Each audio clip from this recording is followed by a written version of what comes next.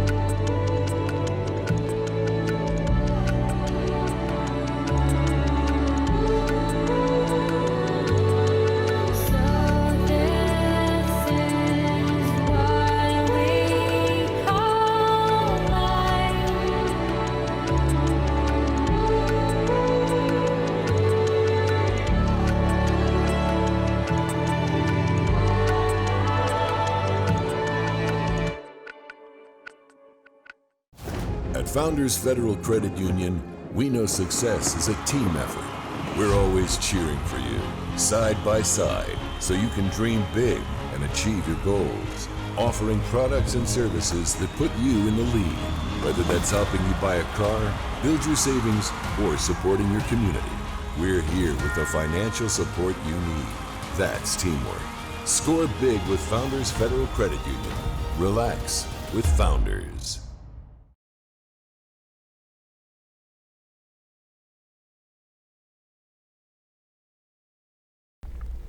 Back out on the campus of Allen University, we're inside of Adams Gym, and our special guest, Ms. Deslyn Haywood, is here with us. She is the Senior Women's Administrator and Director of Athletic Compliance here at Allen University. And I try to tell everybody, the heartbeat of any athletic department is those that work in compliance. Deslyn, how are you today?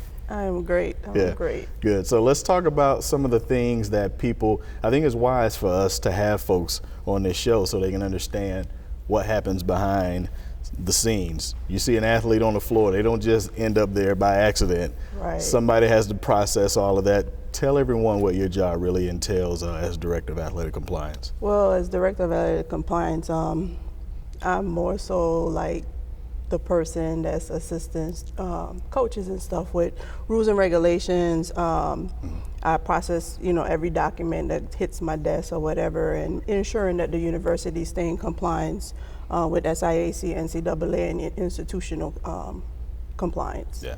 And so what comes with that oftentimes is a lot of no's, right, versus yeses. A lot of disappointment. Correct. Yeah. But and we just had a conversation with our president. Your role is basically to serve the institution, not serve personal needs. Right. I always say if your compliance director is well liked, you're probably going to be getting a letter from the NCAA at some point. Yes, something to that extent. Yeah.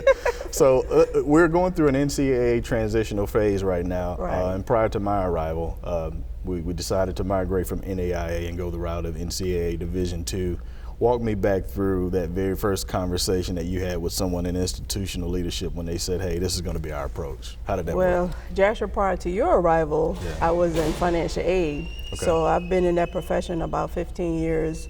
So prior to us actually transitioning to NCAA, we had a previous director, and I was, because of all the turnovers that we had at the time, we had a coach who was representing that senior women administrator had taken on to another job. So when we were processing or submitting the paperwork, they was like, they didn't have anyone at the time to kind of like fill that senior women administrator role.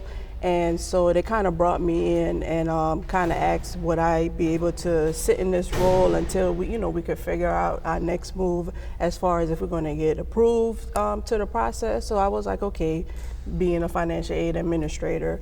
So during the COVID years when we actually got approved, to transition to NCAA. But during that time, it was like everything was new. Sure. Everything was like shut down. Right. Nobody knew what to do. Yeah. It was like, what's our next move? And like I said, it was some turnovers with our AD at the time. So we was just kind of feeling our way through. So finally we did get an AD in like the latter part of that year. And I'm still serving in this role as senior women administrator. We brought in a new compliance director and everything. But after the year or so, the compliance director took on another role. And this was right after our assessment, our first year assessment. The president called me into a cabinet meeting and, kind of asked me to walk us through the process that we had with the NCAA and stuff. And being that it was March of 2021, we only had like a few months to submit documentation in June for the NCAA. So it kind of took me by surprise being in that meeting. He was like, well, Ms. Haywood, being everything that we're going through, we're just going to transition you to the compliance director role. Right. And I was like kind of shocked. In true McNeely fashion. That's right. So he was like, he didn't ask me, you're just going to be it. Yeah. And then he asked, well, what do you think? Right.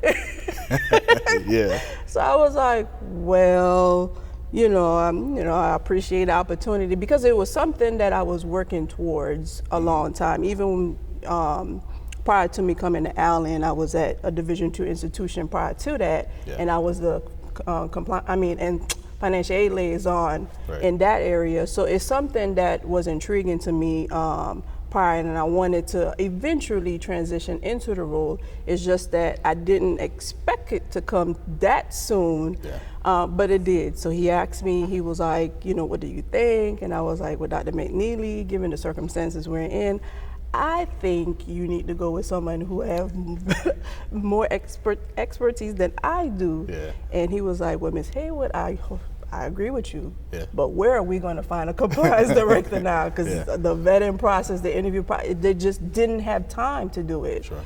So I was like, okay, well, I got you, Dr. McNeely. So from there, it's like, no compliance experience. I'm diving into this process. So my first year, it was like just getting things done. Mm-hmm. It wasn't so much, learning anything. It was just because we had so much to do in so little time to get it done, to make sure we were able to submit in a timely fashion. So that's how that first year happened. But because of, our situation with not having, because our AD, we didn't have an AD at the time, the NCAA decided to take us back another year. And it helped. I think it really did help because now we're not rushed to do everything. And then because of COVID, it was a lot really wasn't getting done. And it was new. The process was new for everybody. So that year, our first year, we went back. It was a smoother process. We were able to get our policies and procedures in place. We have policies, but we just had to update, some more policy to make sure we're in line with NCAA, rules and regulation and stuff. So that year we were able to complete that. Our coaches and stuff, they had better recruiting class. And one of the things that was a challenge to us was sports sponsorship. Make sure we maintain a sports sponsorship. And the background with sports sponsorship is that make sure you have a minimum amount of student athletes and a minimum amount of games. So that was kind of challenging for us during our first year. But being that we have new coaches, we have invested coaches, we're able, that part of the process has become a lot better. So moving into year two, we had our policies and procedures in place. Now we're just making sure that we're following everything. And in year two, you even though we're still provisional, you have to act that. You still have to perform as a NCAA Division II institution. So we're doing that. So it's been one for the books. This the second year, and I'm like just 2 years in, almost 2 years in. So now I'm learning and growing in my role. So that it's been great. Right. Yeah, and listen, there's no way we could migrate through this process without the likes of people like you and your role and many others, obviously. But You talked about going from provisional year 1 to provisional year 2. A lot different now as our teams, who most of them you always see, especially home contests. You're pretty much at every single event. A lot different now, and we're eligible to participate in postseason play now. And so I know that means a lot to you sitting in this role after you've certified so many athletes and you've governed this department for a handful of years now. What does that mean to you now, seeing our teams compete in postseason? It means a lot. Now, postseason play for the conference, but not NCAA. Correct. So we won't be able to be eligible until we become an active member. But for playing for a championship, any championship is going to be great for the student athletes, because before it was like they were asked in, and there was like some of them was kind of like leery on, well, if I'm not playing for a championship, I don't know if I want to stay. But, correct. We assured them, eventually we're going to play for a conference championship. So, just have a little patience, and we're going to get there. And we're looking forward to moving into year 3 as well after this year. But I'm super excited for the student athlete. I mean, I was once an athlete myself, so I'm just, stoked for them for getting the opportunity to play for a championship. That's going to be great. Yeah. And you talked about you being a student athlete. We're going to get to that in a minute. I'm not letting that slide. But I also want to talk about the level of play in the competition on all of our sports. It seems as if it's been elevated since we started this process. It did. Because of our new website, our global footprint, that has been able to help us recruit, I don't want to say better student athlete, but student athletes that can compete on our level. They're seeing what we're doing. So we're out there in social media. Our coaches been able to expand their region. So it's been a whole lot better. The competition level, I've seen the competition level raise a whole lot from when we were in NAIA, and then, SIAC is not, one to play with. So, that level right there is, you have to come with it when you're dealing with the SIAC conference. But the level of play, I've seen it raise tremendously. It's been an exciting year too. Some of the teams, didn't end the season the way they want, but, all of them were in games, from our football, our volleyball, even our basketball. The record may not show the way they're playing, but they're playing hard, they're competing on the floor. The student athletes are competing, they're invested. They're doing well in the classroom, outside of the classroom. It's been great seeing them excel, and I love it. I love every moment of it. That's great. Fantastic. Yeah, so we talked about you being a former student athlete and a basketball player yourself. Talk about your career choices and where you ended up and places that you've been.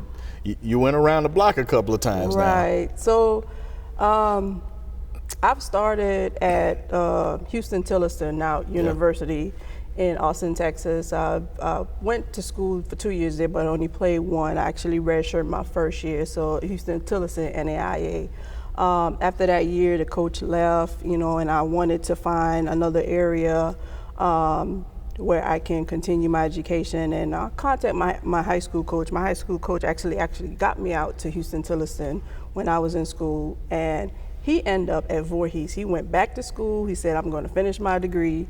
So he went back to school to Voorhees, and I reached out to him, and I was like, look, I got to get out of Texas. I haven't gone, I had lost my mom during that time, but so I needed to be around people, that I was familiar with. So he talked to the coach, and I ended up at Voorhees. So I ended up playing my next 3 years at Voorhees. But not only did I play basketball, I actually played volleyball. I ran some track. I was the ultimate athlete. Jack of all trades, master of none. So it was a decent career, and of course Voorhees was NAIA as well.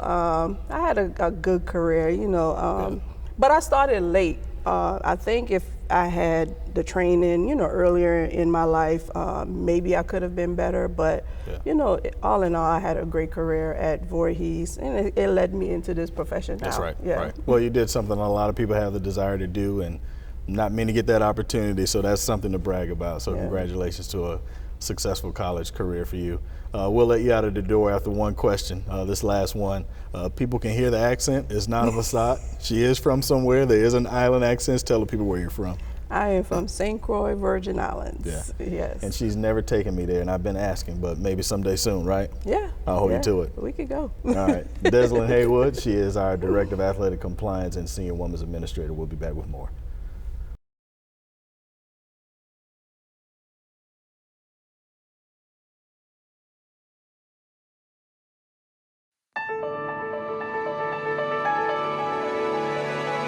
At Allen, discover the things you've been searching for. Achievements, authenticity, an experience that helps to uncover the real you.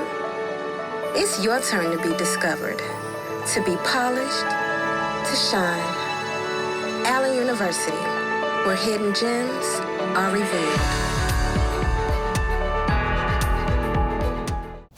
At Founders Federal Credit Union, we know success is a team effort. We're always cheering for you, side by side, so you can dream big and achieve your goals. Offering products and services that put you in the lead, whether that's helping you buy a car, build your savings, or supporting your community. We're here with the financial support you need. That's teamwork. Score big with Founders Federal Credit Union. Relax with Founders. It is softball season now, of course, and it's been softball season for quite some time now, but we're just now getting around to talking to Allen University head softball coach Kayla Robinson. Coach, we appreciate you setting aside time. Yes, 10 sir. games under your belt so far. Talk about and recap the early parts of your season so far. So, like you said, we've got 10 games under our belts, and you know, the girls have really progressed every single game. Yeah. We did start off a little bit slow, you know, just trying to figure out what works within our lineup and what was going to get us the best results. And though we have not won a game yet, the girls are definitely on the verge and on the way to getting their first of many wins this season. Yeah. So just taking it one day at a time, but slowly but surely we're Sure. gonna get where we're trying to get. Gotcha. Yeah. So I want to recap, and I think, you know, for the first time in quite some time, of course, you just took over this being your first year. The young ladies had actually a fall ball season where you played a handful of slate of games during the fall. Recap that moment. Tell us, what did you learn about your squad during the fall before the season even started? So when we first started our fall, we focused a lot on like skill development, just because, you know, some of the girls just weren't where they needed to be yet, but they really benefited from that one-on-one time with me. And then once we got into practices, you know, we started working on our bunt defense, our slap defense, you know, our cuts, where does the ball need to go, and just situational awareness. So once we got to our scrimmages, of course, we weren't where we wanted to be yet, but I wanted the girls to see, like, you can do this. Like, this is why we've been working on the things we've been working on and running things the way we've been running it. So that first scrimmage, well, the first couple of scrimmages that we had, they were tough losses, but the girls worked really hard and they played hard the whole game. We did a doubleheader with USC Union, and we had a doubleheader with USC Sakahatchee, but they had a coaching change, so we had to kind of take that off the schedule. But I do think that if we wouldn't have played those fall scrimmages, we wouldn't be where we are right now in the spring. So the girls benefited a lot. You know, they weren't talking a lot then, but they talk more now, and they understand the importance of just everything we've worked on, because we have been going hard since August. Right. So talk about some of the people that stood out early on in the season for you. Okay, so one person in particular is definitely Brianna Spencer. She plays second base and she does play in the outfield for me sometimes. She has had a very hot start so far, and even in the fall, you know, her bat was hot, her glove was good. I knew that I could rely on her. So she's definitely going to be somebody to keep, well, for the conference to keep their eyes on as the season goes on. She definitely stood out with her bat and just her athleticism on the field. Deshauna Beckham-Timmons, she stood out as well with her control on the mound. You know, of course, like you said, I wasn't here last year, but to hear the growth that she has had since I've come has been great. She does a really great job. China Davis is a great middle infielder. She plays shortstop for us, and she really runs the infield, and I really enjoy watching her grow and watch her get after it the way that she does, because she truly does have a passion for it. And I say another one would definitely be Morgan Moon. And funny enough, all of these are seniors that I'm naming. So unfortunately, they're all going to be leaving, but they all have very key roles on this team, and they have done a great job playing their part and really stepping up to be the leaders that we need them to be. Yeah, let's go back to Beckham Timmons on the mound and pitching. You took your team to an HBCU tournament at your alma mater down in Orangeburg at Claflin University, and I'll ask you a question about that soon here. But a career high 10 strikeouts in one of those games. So you're talking about the growth. That had to be gratifying to see her come out and play that way. Yes, definitely. And honestly, she shocked herself when I told her, like, you had 10 strikeouts this game? And she was like, really? Because that's how locked in she is. Like, she knows that she's playing her part and she's doing what she needs to do on the mound. I honestly just hated that we couldn't pull out the win on that game, because that was a great performance. She did exactly what we needed her to do. She was hitting her corners. She was spinning her pitches really well. I mean, and she was really giving those batters a run for their money. It took them a while to catch on to her, for sure. That's great. Let's talk about one of those games and an opponent in Fayetteville State, a quality CIAA opponent in Fayetteville, North Carolina. Got off to a good start and a lead in that one. And if you come away with a victory there, that's probably arguably the program's biggest win since its inception. Talk about what happened in that game and what went wrong. Oh, I will say that's probably one of the most exciting games we've definitely had so far this season. I mean, we started off the game really high. Brianna Spencer led off the game with a home run. I mean, you couldn't ask for a better start to a game. But that really gave us the spark that we needed to start off. You know, Fayetteville State had scored one run that first inning, then we came back and scored a run. And, you know, our defense did very well. They communicated well. But at some point, you know, some of the hits that Fayetteville State started having just started to fall. But by that third or fourth inning, we were up 7-3 on them. I mean, you know, China's bat was high, Bree, Deshana, Marcel, my freshman catcher, Jasmine, like, if any day that our hits got pieced together the way I wanted it to, that was the day. So, you know, and it really helped build their confidence. So we were up 7-3.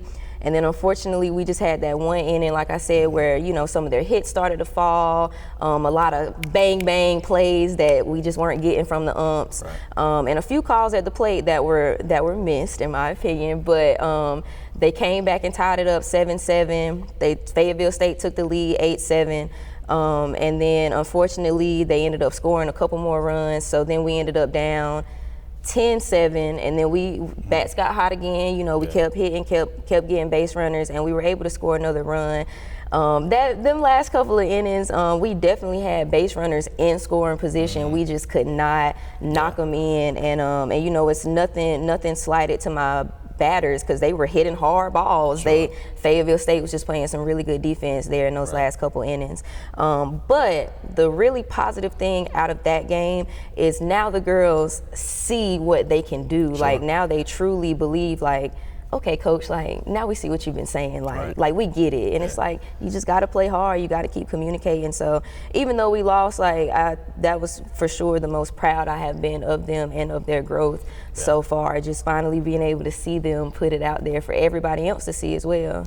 For those who don't know, I was able to steal her, pun intended, from Stillman.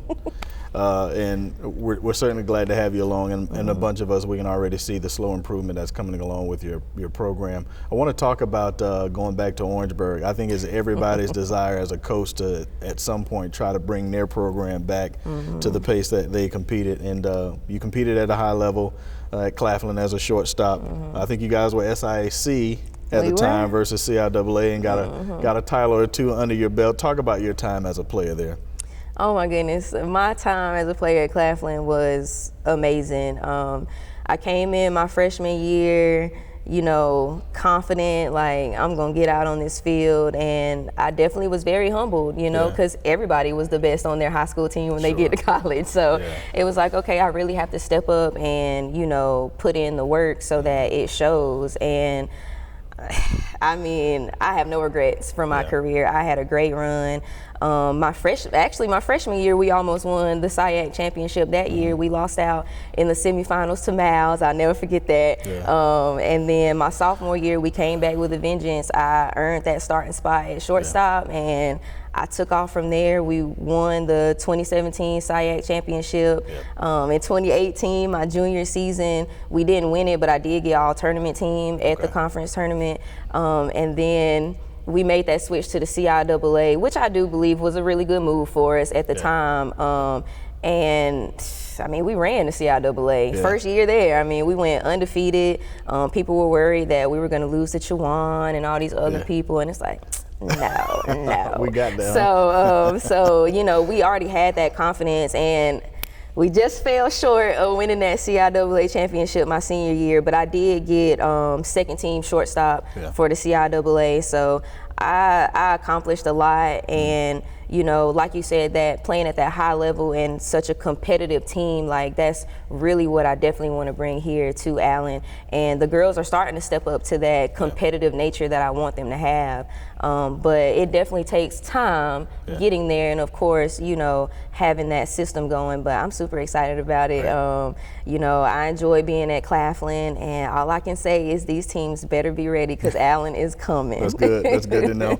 Speaking of coming, what's coming up on the schedule, and tell me what you want to see in terms of improvement in the days ahead. Okay, so actually our next game is Friday, February 24th against Lincoln. It's a home doubleheader, and that's against a CIAA opponent, but I'm really excited about it because we played them at the tournament and we could have beat them. Like, they were definitely a good competitive team. So I think going into Friday, you know, we got to keep being consistent with our bats and making sure we're aware of what situations that we're in, where our base runners are at, and also, you know, continue to play the good defense that we've been playing. And actually this weekend when we play Saturday and Sunday, we actually go to Savannah State for our first SIAC conference series. And I'm really excited about that. You know, just coming from just my personal opinion right now, I do believe this side of our conference is wide open. Like it's for anybody's taking. So I just want the girls to just go in with their head held high and their chest poked out. Like, we're here. Like this isn't what you saw last year. Like, we gonna give you a run for your money for sure. That's great. So. Kayla Robinson, head softball coach here at Allen University. You'll see a lot more of her. Like I mentioned earlier, it is softball season. Coach, we appreciate your time and good luck the rest of the way. Thank you. We'll be right back with more.